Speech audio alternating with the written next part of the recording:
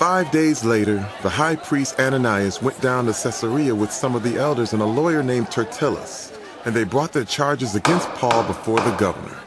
When Paul was called in, Tertullus presented his case before Felix.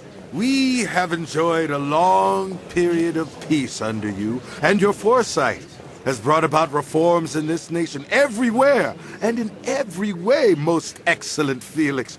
We acknowledge this with profound gratitude.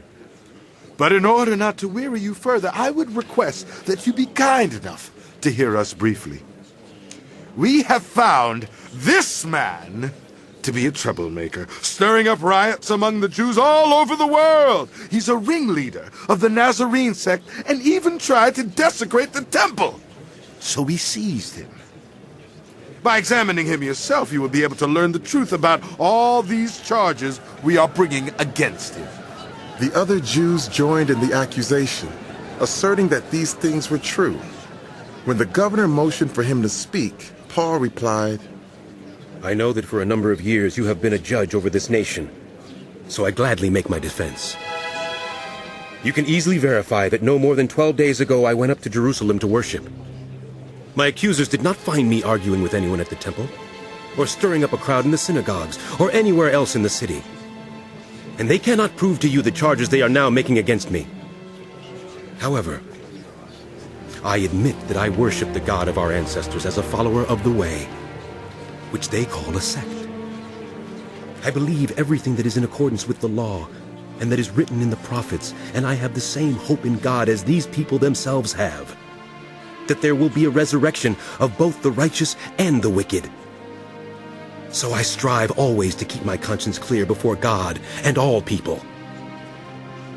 After an absence of several years, I came to Jerusalem to bring my people gifts for the poor and to present offerings. I was ceremonial clean when they found me in the temple courts doing this. There was no crowd with me, nor was I involved in any disturbance. But there are some Jews from the province of Asia who ought to be here before you and bring charges if they have anything against me. Or these who are here should state what crime they found in me when I stood before the Sanhedrin. Unless it was this one thing I shouted as I stood in their presence. It is concerning the resurrection of the dead that I am on trial before you today. Then Felix, who was well acquainted with the way, adjourned the proceedings. When Lysias the commander comes, He said, I will decide your case. He ordered the centurion to keep Paul under guard, but to give him some freedom and permit his friends to take care of his needs. Several days later, Felix came with his wife Drusilla, who was Jewish. He sent for Paul and listened to him as he spoke about faith in Christ Jesus. As Paul talked about righteousness, self-control, and the judgment to come, Felix was afraid and said, That's enough for now. You may leave. When I find it convenient, I will send for you. At the same time, he was hoping that Paul would offer him a bribe, so he sent for him frequently and talked with him. When 2 years had passed, Felix was succeeded by Porcius Festus.